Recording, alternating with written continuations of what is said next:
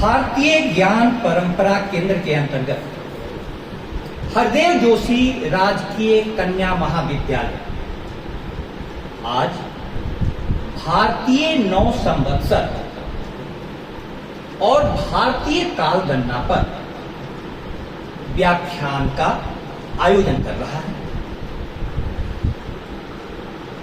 इस महती अवसर पर प्रोफेसर डॉक्टर प्रमोद वैष्णव सर ने भारतीय काल गणना की जो वैज्ञानिक व्याख्या की और उसका महत्व समझाया, वह अगली पीढ़ी के लिए जीवन परिवर्तन करने वाला है। इस अवसर पर मंच पर उपस्थित समस्त विद्वज्जन, सामने में विराजमान हमारे प्रोफेसर गण एवं प्रिय विद्यार्थी, आज सबसे बड़ी चुनौती जो हम लोगों के समक्ष आई है, वह चुनौती यह है कि हमारी परंपरा में हमारे ऋषियों की चेतना ने कभी आकाश छुए थे। आकाश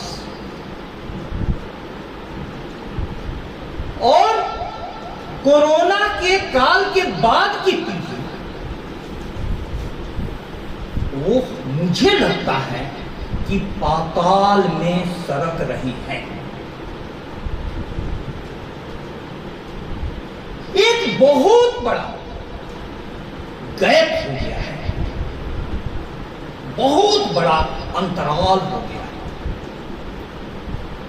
अब ऐसे में भारतीय ज्ञान परंपरा के अनमोल तत्वों को बचाने के लिए एक विशेष रणनीति पर काम करना होगा, क्योंकि विद्यार्थी हमारे क्लासों में बहुत कम हो गए हैं। वे पत्र वाचन की प्रक्रिया से भी अवगत नहीं है, देखकर भी ठीक से नहीं पढ़ सकते, पास बुक पर उतर आए हैं और उसको भी परीक्षा के समय में पढ़ते हैं। ऐसे में शिक्षकों के सामने में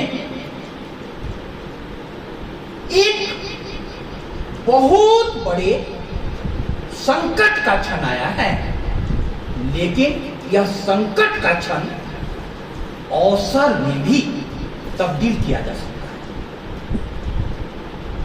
अवसर में भी तब्दील किया जा सकता है।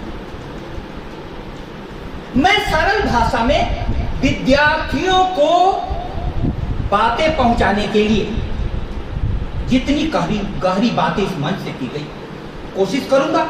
सबसे पहले मैं, यह भारत वैभव पुस्तक है, डॉक्टर ओम प्रकाश पांडे जी के द्वारा लिखा गया है। इस पुस्तक को पढ़ने के बाद मुझे यह लगा कि भारत की ज्ञान परंपरा को पढ़ पाना ही एक चुनौतीपूर्ण कार्य है और उसको समझ पाना बहुत बड़े साधना की मांग करता है और उसको अगली पीढ़ी तक पहुंचा पाना तो लगभग नामुमकिन लगता है, नामुमकिन लगता है। अब ऐसे में एक प्यारी सी कविता के साथ अपनी बात शुरू करो ताकि सब तक बात पहुंचे। तुमने चाहे चांद सितारे, हमको मोती लाने थे, हम दोनों की राह अलग थी, साथ तुम्हारा करता क्या। एक व्यक्ति चांद सितारे को चाहता है, जिंदगी की सुख सुविधाओं को, भौतिकता की आंधी में बहा जा रहा है, बाहर भाग रहा है, उसकी यात्रा बहिर यात्रा हो। और दूसरा व्यक्ति समुद्र की गहराइयों में जा रहा है, मोती उसी को मिलेगा। फिर से ध्यान से सुने। तुमने चाहे चांद सितारे हमको मोती लाने थे, हम दोनों की राह अलग थी, साथ तुम्हारा करता क्या। टूट गए जब बंधन सारे और किनारे छूट गए, बीच भंवर में मैंने उनका नाम पुकारा करता क्या, नाम पुकारा करता क्या। परमात्मा का नाम मुझे पुकारना पड़ता था, क्योंकि समुद्र की गहराइयों में जाने पर ही मोती मिलेंगे। जो भी जीवन में एकांतिक साधना के द्वारा ज्ञान के मोती पाए हैं, वे सभी इस कॉलेज में शिक्षक के रूप में आपके सामने में आ गए। लेकिन हमारी पीढ़ी बाहर में दौड़ रही है, और वह भी निरर्थक दौड़ रही है। इस पुस्तक की खूबी यह है कि भारतीय ज्ञान परंपरा के जितने भी अनमोल तत्व हैं, दुरूह तत्व हैं, उन पर जो अभी वैज्ञानिक रिसर्च चल रहा है, उसका भी नाम उन्होंने लिखा, उसका भी नाम, उस प्रयोग के बारे में भी बताया गया है। 2 पेज को पढ़ने के लिए मुझे 1 घंटा बैठना पड़ता है। ज्ञान इतनी आसानी से नहीं मिलता। भारत जब विश्व गुरु बना था, तो भारत विश्व गुरु किसी सम्राट की उपलब्धियों के आधार पर नहीं बना था। भारत विश्व गुरु बना था एकांत में ज्ञान की साधना करने वाले ऋषियों के कारण बना। अब आपको एक छोटा सा प्रश्न पूछता हूं। एक वृक्ष है, उसे बड़ा करना है। वृक्ष को बड़ा करना है, तो क्या हमें पानी उसमें लगे हुए फल पर देना चाहिए, लगे हुए फूल पर देना चाहिए? फल पर दीजिएगा तो फल सड़ जाएगा, फूल पर दीजिएगा फूल कुम्हला जाएगा। पत्तियों पर देना चाहिए, पत्तियों पर दीजिएगा तो पत्तियां गल जाएंगी। टहनियों पर दीजिएगा तब पर भी असर नहीं होता। पानी कहां दिया जाना चाहिए? पानी जड़ों में दिया जाना चाहिए, जड़ों में। एकमात्र जड़ को पानी दे दो, तने निकल आते हैं, उसमें टहनियां बड़ी होने लगती हैं, पत्तियां आने लगती हैं, उसमें फूल खिलने लगते हैं और फल बड़े होने लगते हैं। हमारी जड़ें कहां हैं? हमारी जड़ें भारतीय ज्ञान परंपरा में है। मैं सर का, डॉक्टर प्रमोद वैष्णव सर का तहे दिल से आभार व्यक्त करता हूं।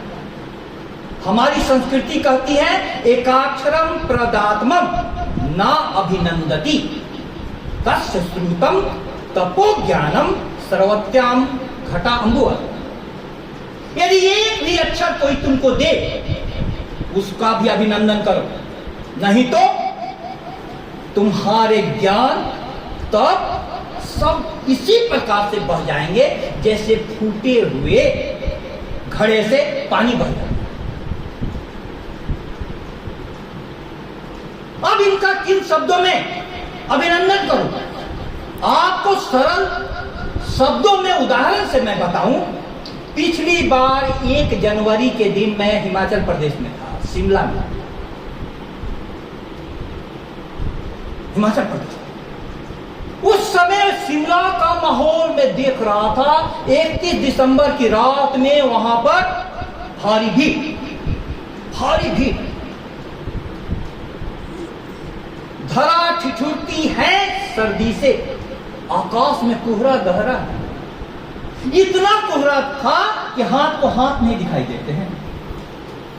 बाग बाजारों की सरहद पर सर्द हवा का पहरा है। आप इन कविताओं में देखिए, धरा ठिठुरती है सर्दी से, आकाश में कोहरा, आकाश में घना कोहरा है, बाग बाजारों की सरहद पर सर्द हवा का पहरा है। सूना है प्रकृति का आंगन, कुछ रंग नहीं उमंग नहीं। हर कोई है घर में दुबका, 9 वर्ष का ये कोई ढंग नहीं, 9 वर्ष का ये कोई ढंग नहीं, ये कोई ढंग है।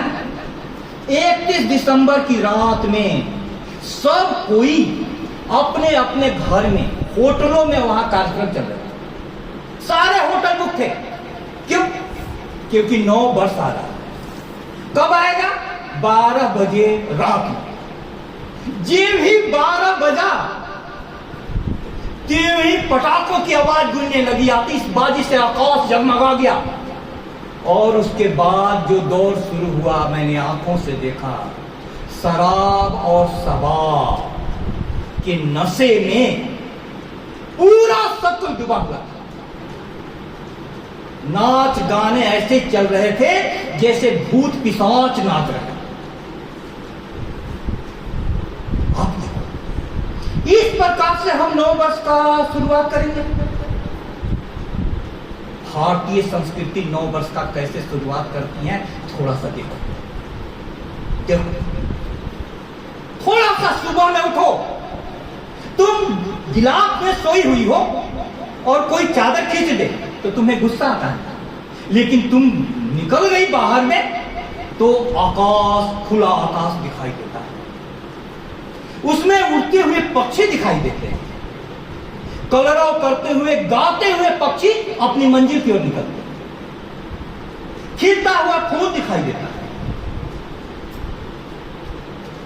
और कोई भी मिल जाएगा 80-90 बरस का वृद्ध भी सुबह में तो जवान की तरह टहलते हुए दिखाई देता है, उमंग से भरा, उमंग से भरा।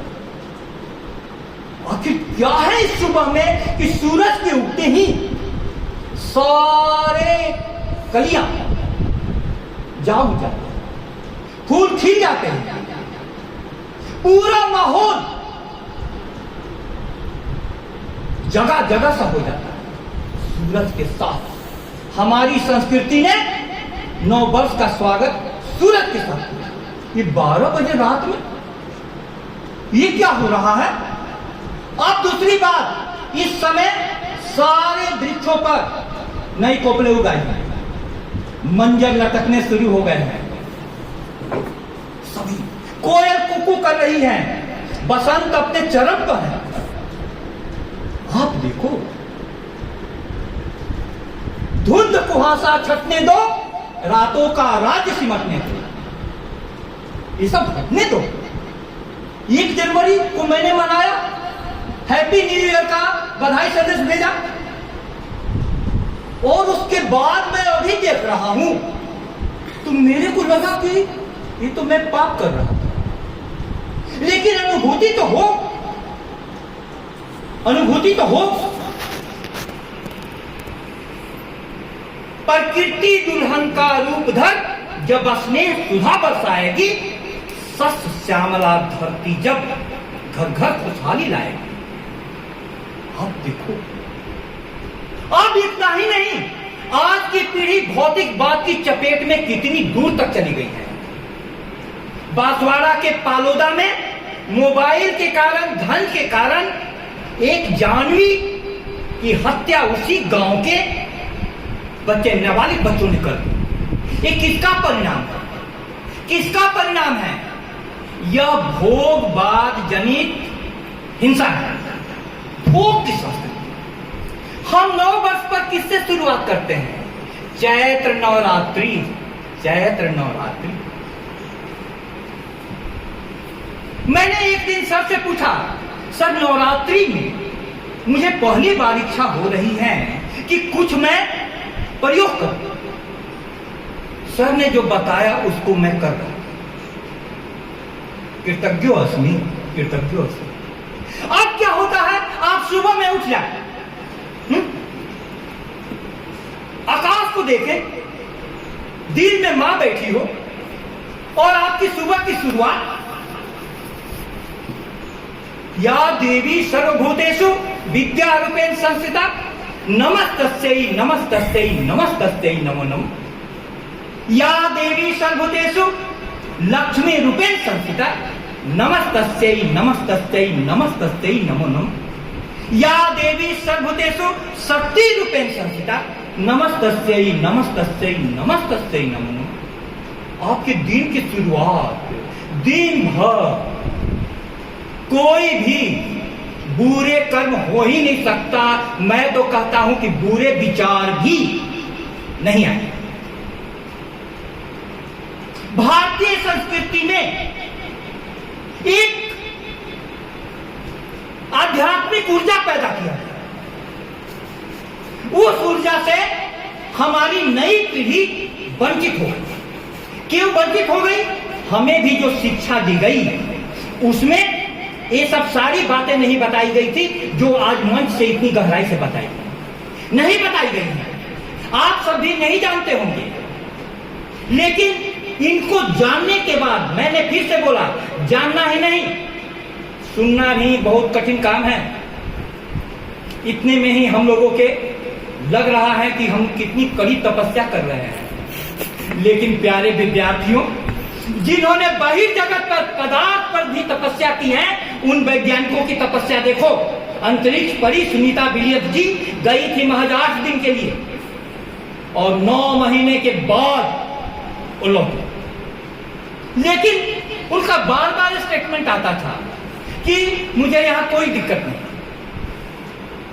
आप देखो, कोई दिक्कत नहीं।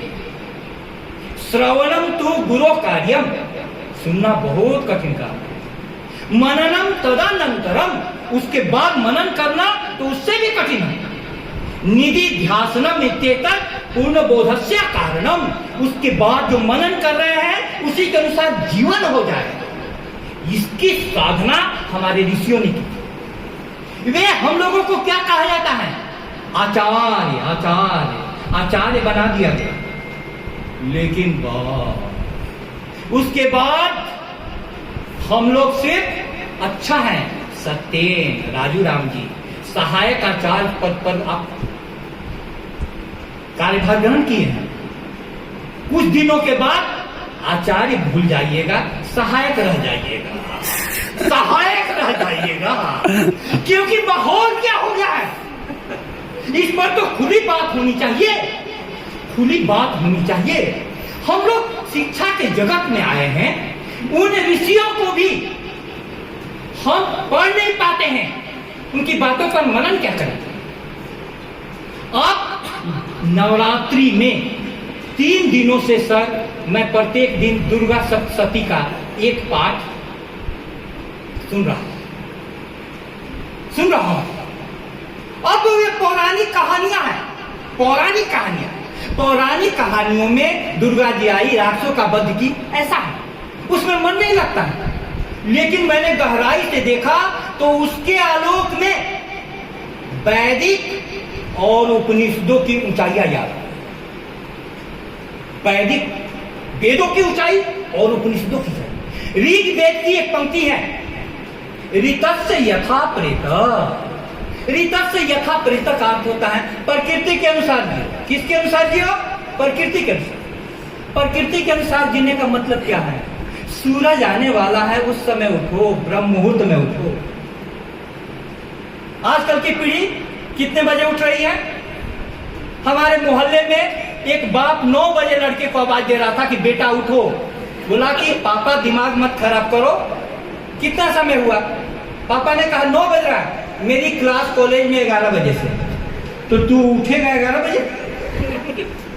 अब देखो ये क्या हो रहा है। हमारी संस्कृति में ब्रह्म मुहूर्त का इतना महत्व था। हमारी संस्कृति में नवरात्रि, अभी तो सर ने बहुत गहराई से आपकी सीमा को देखते हुए के कारण नहीं बताया। नवरात्रि भी कई प्रकार की होती है। शारदीय नवरात्रि, चैत्र नवरात्रि, गुप्त नवरात्रि। हमने कहा कि गुप्त क्या है भैया? सारे तांत्रिक साधना करते थे गुप्त नवरात्रियों में। हमारी संस्कृति में साधना का इतना महत्व था। आज भी साधना चल रही है, ऐसे नहीं कि साधना नहीं चल रही है। हमने विद्यार्थियों से पूछा, तुम मुस्कान का नाम जानती हो? बोली कि हाँ। साहिल का भी नाम जानती हूँ, सौरभ का भी नाम जानती हूँ। ये जान गई, साहिल, मुस्कान, सौरभ उसके दिमाग में है। लेकिन हमारे डॉक्टर ओम प्रकाश पांडे जी, डॉक्टर प्रमोद वैष्णव जी, गुमनाम है सब। डॉक्टर विजय सिंह जी, प्रोफेसर मनोज कुमार, राकेश, ये सब नहीं। ये क्या हो गया नई पीढ़ी को, जिनसे हमारा जीवन बदलेगा, ऊंचाइयों की ओर जाएगा। भारतीय संस्कृति प्रेम को महत्व नहीं देती, जो आपको प्रिय लगे उसको महत्व नहीं देती है। भारतीय संस्कृति श्रेय को महत्व देती है। तो चैत्र नवरात्रि में 9 दिन तक दुर्गा की शक्ति की आराधना। त्रिपुरा सुंदरी मंदिर तो इसलिए बनाया गया है कि हमको बड़े बड़े रूप में माता जी दिखाई दें। बड़े बड़े रूप में क्यों बड़े बड़े रूप में दिखाई दें? कम से कम इतना तो जुड़े। एक बार त्रिपुरा सुंदरी में माथा तो टेका, लेकिन सूक्ष्म रूप से इनको पकड़ना होगा। सूक्ष्म रूप से कौन पकड़ाएगा? सूक्ष्म रूप से शिक्षक पकड़ाएगा। शिक्षक। लोग बोलते हैं कि मंदिरों को बनाने की जरूरत क्या है, इसको बनाने की जरूरत क्या है, इतने मंदिर क्यों बनने शुरू हो गए? वे नहीं जानते हैं मंदिरों का महत्व। एक जगह पर यदि आप शुभ भावों के साथ इकट्ठा होइए, वे आध्यात्मिक ऊर्जा के केंद्र हो जाते हैं। ये हमारे महाविद्यालय मंदिर है, यहां पर शुभ भावों का प्रचार प्रसार हो रहा है। परंपरा को अंधी लाठी से मत पीटो, उसमें बहुत कुछ है जो जीवन है, जीवनदायक है। जैसे भी हो ध्वंस से बचा रखने के लायक है। पानी का छिछला होकर समतल में दौड़ना एक क्रांति का नाम है, किंतु घाट बांधकर पानी को गहरा बनाना यह परंपरा का काम है। परंपरा और क्रांति में संघर्ष चलने दो। आग लगी है तो सूखी टहनियों को जलने दो, किंतु जो टहनियां आज भी कच्ची और हरी हैं, उन पर तो तरस खाओ। मेरी एक बात तुम मान जाओ, परंपरा जब लुप्त हो जाती है तो लोगों की आस्था के आधार टूट जाते हैं। उखड़े हुए पेड़ों के समान वे अपनी जड़ों से छूट जाते हैं। फिर से सुन लो, परंपरा जब लुप्त हो जाती है तो लोगों की आस्था के आधार टूट जाते हैं। मैंने विद्यार्थियों से पूछा कि तुम रोड पर से आ रही थी तो क्या तुमको कुछ विशेष परिवर्तन दिखाई दिया? उन्होंने कहा कि नहीं, मुझे कुछ नहीं दिखाई दिया। हम बोले कि तुम्हारा आंख है या आलू का फांक? तुम्हें कुछ नहीं दिखाई दिया? ये आंख है, इसको हम आंख कहेंगे। सब जगह भगवा रंग दिखाई दे रहा, झंडा लहराता हुआ दिखाई दे रहा, ये तुमको दिखाई नहीं दिया तो इसको आंख कहेंगे। भारतीय संस्कृति ने आंख के सबसे ज्यादा महत्व दिया है। कबीर साहब कहते हैं, सुना सुनी की है नहीं, देखा देखी बात। सुना सुनी नहीं, देखो। अब ये सारी संस्कृति में ये सारे जगह जो झंडे लगे हुए क्या कह रहे हैं? भारतीय नववर्ष। परंपरा जब लुप्त हो जाती है तो लोगों की आस्था के आधार टूट जाते हैं। उखड़े हुए पेड़ों के समान वे अपनी जड़ों से छूट जाते हैं। यह एक बहुत बड़ा प्रयास चल रहा है भारतीय ज्ञान परंपरा के द्वारा भारत की जड़ों की ओर लौटने का। इसलिए प्यारे विद्यार्थियों, मैं आपसे कहना चाहता हूं कि तुम इस समय प्रकृति में हो रहे परिवर्तन को ध्यान से देखो। प्रकृति के परिवर्तन बसंत आ गया।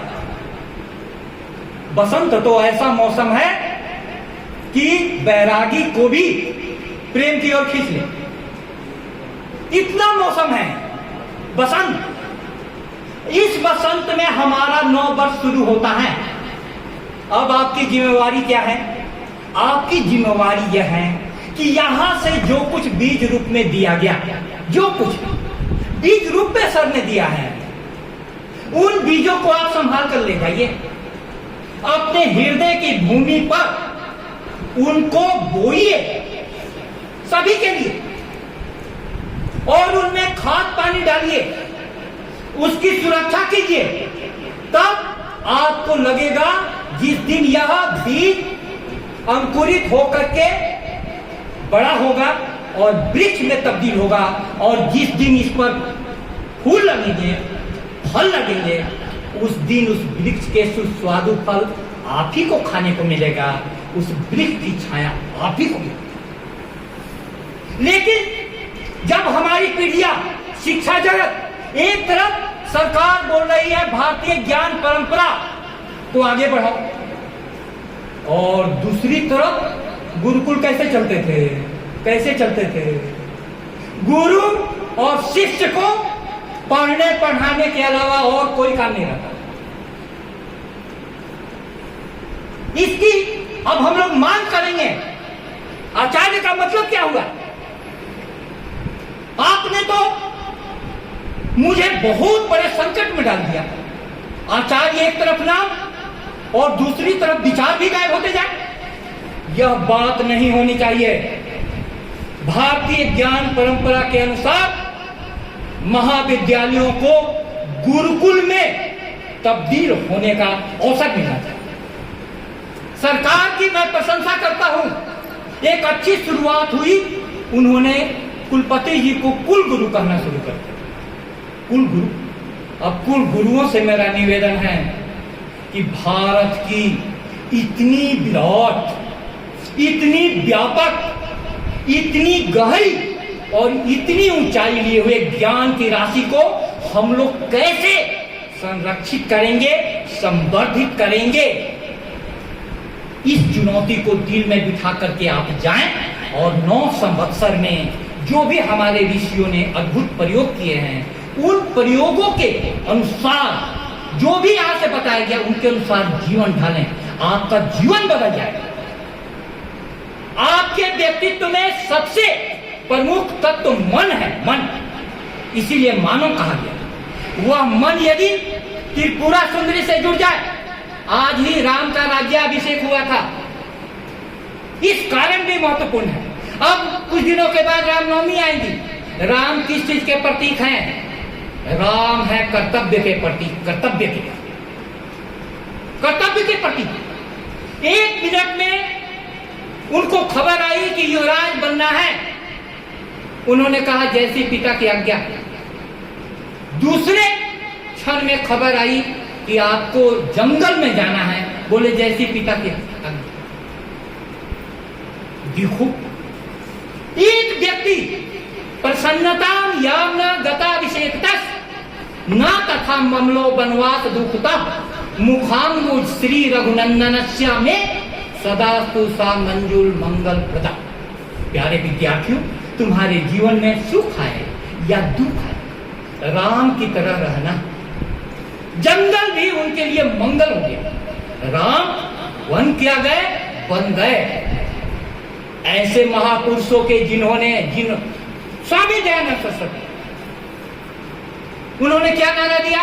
वेदों की ओर लौटो। उनका नहीं, मैं भी यहां से इस अवसर पर एक नारा देता हूं, क्लास की ओर लौटो, क्लास की ओर लौटो। यही तुम्हारा जीवन बदल जाएगा। क्योंकि उन सारी चीजों को पढ़ने के बाद सारे शिक्षकों का सिलेक्शन हुआ, लेकिन तुम्हारे पास यदि प्यास नहीं है, जानने की इच्छा नहीं है, ये शिक्षक कुछ नहीं कर सकते हैं। परमात्मा से प्रार्थना है कि हे परमात्मा, इन विद्यार्थियों में आज मुझे मांगना हो, एक ही चीज मांगना, हमारे विद्यार्थियों में जानने की इच्छा दे दो, ज्ञान की प्यास दे दो। एकलव्य की धरती है, उस एकलव्य को गुरु ने कहा कि तुम्हें मैं धनुर्विद्या नहीं सिखा सकता, लेकिन उसकी प्यास इतनी थी कि गुरु की मूर्ति बना करके वो सीख गया। आज के एकलव्य गुरु के पास जाए पूछने के लिए या क्या आप सिखाएंगे? ये तो गुरु को देखते हैं तो ऐसे भागते हैं जैसे काल भैरव सामने में उपस्थित हो गया हो। हे परमात्मा, इनको सद्बुद्धि दो और पूरे विश्व में शांति और सद्भावना बढ़े। इसके लिए भारतीय ज्ञान परंपरा के अनमोल ऋषियों की देनों को संरक्षित और संवर्धित करने की शक्ति दो। धन्यवाद।